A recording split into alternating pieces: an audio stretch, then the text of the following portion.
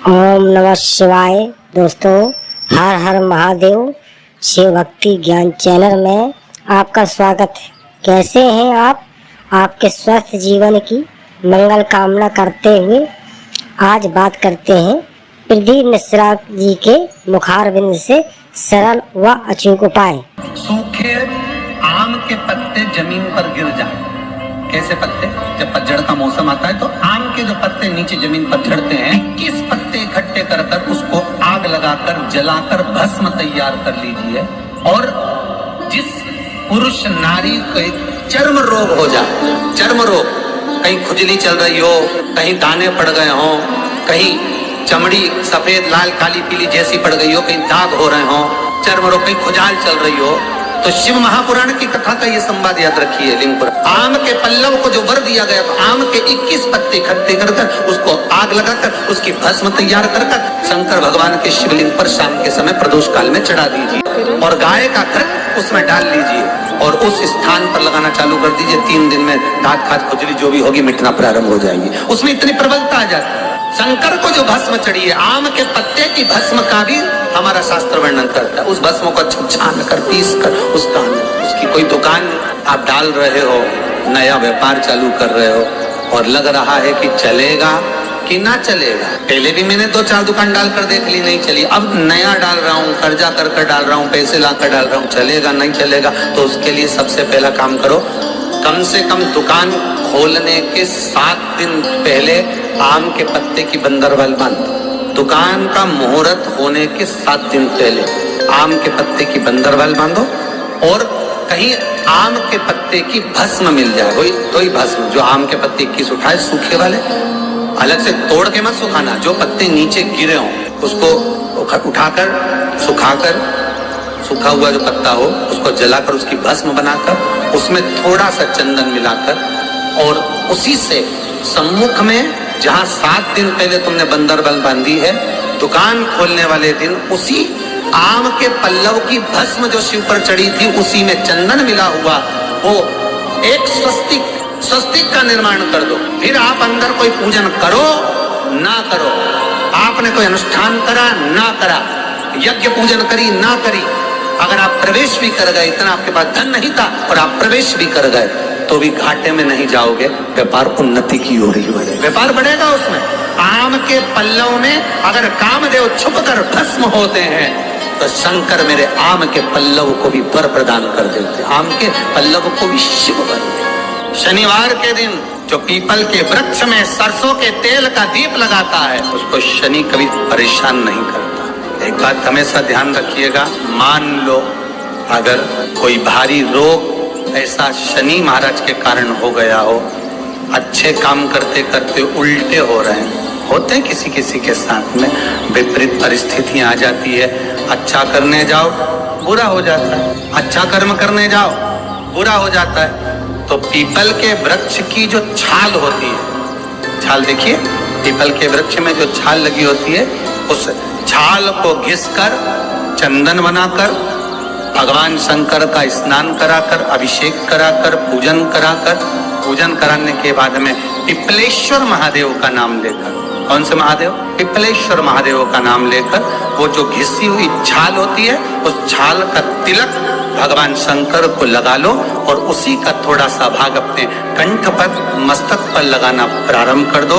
धीरे धीरे जो विपरीत दशा है वो सुधरना प्रारंभ हो जाती है। पर नाम याद रखना, पिपलेश्वर महादेव। बेलपत्री के वृक्ष के नीचे जौ के आटे का चौमुखी दिया, सरसों का तेल डालकर, उसमें काली तिल डालकर, उसमें एक सफेद फूल डालकर, बेलपत्री के वृक्ष के नीचे जैसे एक चौमुखी दिए को जौ के आटे के दिए को लगा दिया जाता है। जो व्यक्ति चिड़चिड़ करता है, जो व्यक्ति क्रोध करता है, जो व्यक्ति अपशब्द बोलता है, आड़ा टेढ़ा बोलता है, ताने देता है, ईर्ष्या रखता है, घर में चिड़चिड़ करे, पूरे घर को अस्त व्यस्त कर रखा, उस व्यक्ति का नाम और गोत्र बोलकर मात्र एक दिया लगा दिया जाए, व्यक्ति अपशब्द कहना बंद कर देता है, उसका प्रेम प्रबल हो जाता है, उसकी ईर्ष्या समाप्त हो जाती है, उसकी नफरत समाप्त हो जाती है। हम आपसे बार बार कहते हैं ना, कई बार आपको कहा कि आपके यहाँ अगर धन की कमी पड़ रही है, पैसा नहीं आ रहा, व्यापार नहीं चल रहा, दुकान नहीं चल रही, धंधा नहीं चल रहा, नौकरी नहीं लग रही, सर्विस नहीं लग रही, तो हमने बार बार आपको कहा है,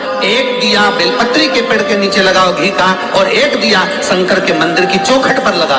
बार बार आपको कहा, उस पर विश्वास रखकर लगाओगे, सुख मिलेगा, आनंद की अनुभूति होगी। शास्त्र कहता है कि जिसके घर में संपदा की कमी हो, पैसा आ ही नहीं रहा हो, सब दूर उलझ गया हो, बहुत टेंशन चल रहा हो, तो गन्ने का रस जानते हो, ईख का रस, गन्ने का रस तुलसी जी के क्यारे में हाथ में लेकर 7 बार अपना नाम और गोत्र बोलकर छोड़ दो, जिंदगी में 3 साल में तो करोड़पति बनकर बैठ जाओगे, कभी लक्ष्मी की कमी नहीं आ सकती। माताओं से, मेरे भाइयों से, लाखों करोड़ों लोग शिव महापुराण की कथा यो आस्था चैनल पर और फेसबुक यूट्यूब पर सुन रहे हैं, उनसे भी कहूँगा, अगर लक्ष्मी नहीं आ रही, संपदा नहीं आ रही, व्यापार नहीं चल रहा, तकलीफ बहुत ज्यादा हो रही है, कष्ट पर कष्ट बढ़ रहा है, कोई अच्छा कर्म हो ही नहीं रहा, बीते से नाम पर छोटा सा सफेद वस्त्र ले लो, उस वस्त्र में 108 चावल के दाने रख लीजिए, एक सफेद पुष्प की पत्ती या पुष्प जो मिल जाए वो रख लो, फूल भी ना मिले तो एक चावल का दाना अलग से रख लीजिए, उसको अपने घर के जहाँ परिंदा होता है, मटका होता है, पानी भरने का स्थान होता है, जहाँ पर हम पानी पीने का भरते हैं, वहाँ उसको एक कटोरी में रख लीजिए। 3 दिन पे कोई सी भी तिथि, चाहे आप दूज, तीज, चतुर्थी ले लो, चाहे पंचमी, छठ, सप्तमी ले लो, चाहे अष्टमी, नवमी, दशमी ले लो, उसको रख दीजिए 3 दिन। चौथे दिन घी का दिया लेकर, वो पोटली लेकर, कुछ भेंट लेकर, जो आपकी मर्जी पड़े, दान के भाव से घी का दिया शिव जी के मंदिर में लगा दीजिए, और जो पोटली और जो भेंट है वो किसी भी ब्राह्मण जन को, गुरुजन को, किसी को भी प्रदान कर दीजिए। अगर ब्राह्मण जन गुरुजन नहीं ले तो कोई इसका मोल तत्व समझता हो, कोई सौभाग्यवती माताएं हो, कोई बहन बेटियां हो, उनको भी आप दे सकते। ये लक्ष्मी की वृद्धि कर लेगा, संपदा, रोग, आनंद, सुख प्रदान। रोग के लिए तो नहीं कर सकते, पर संपदा के लिए सबसे प्रबल। कोई अगर आपका धन खाकर चले गया है, पैसा नहीं दे रहा, बस आप शिव मंदिर में जब दिया लगाएंगे और इसको वापस शिव मंदिर से पोटली को लेकर आएंगे, चाहे तो मंदिर में कोई ब्राह्मण देवता हो, पंडित जी हो, उनको भी दे सकते हैं, या किसी को भी दे, उस समय पर आपका दीप लगाते समय, दिया लगाते समय स्मरण होना चाहिए कि मेरा पैसा इतना गया हुआ है, बाबा ये रकम डूब गई है, ये पैसा चले गया है, ये प्राप्त होना चाहिए, मेरा व्यापार बढ़ना चाहिए। 4 पत्ती का जब बेलपत्र मिलता है तो 4 पत्ती के बेलपत्र को शंकर जी पे चढ़ाकर 1 लोटा पानी नहीं चढ़ाया जाता, 1 आचमनी जल समर्पित करा जाता है। फिर वो 4 पत्ती के बेलपत्र को उठाकर नंदीश्वर के चरण के पास रखा जाता है, वहाँ 1 मूंग का दाना समर्पित करा जाता है। फिर उस बेलपत्री को लाकर घर में बरकत के रूप में रखा जाता है, तब वो लक्ष्मी बढ़ाना प्रारंभ करता है। कोई ऐसे ही क्रम नहीं हो जाता कि मिल गया हो तो रख दिया, उसका क्रम अलग अलग है। 5 पत्ती का बेलपत्र, ऊपर जो जलाधारी टंगी होती है उस जलाधारी का स्पर्श कराया जाता है, शिवलिंग पर चढ़ाया जाता है, मात्र 1 लोटा जल 5 पत्ती के बेलपत्र पर चढ़ता है, और 5 पत्ती का बेलपत्र दरवाजे पर खड़े होकर भगवान शंकर के गण भृंगी का स्मरण कर श्रृंगी का स्मरण कर उसको लाकर बरकत में रखा जाता है। 5 पत्ती। 6 पत्ती का बेलपत्र मिलता है तो उसको नंदी पर पहले समर्पित कर फिर शिव के द्वार पर शंकर भगवान पर समर्पित किया जाता है।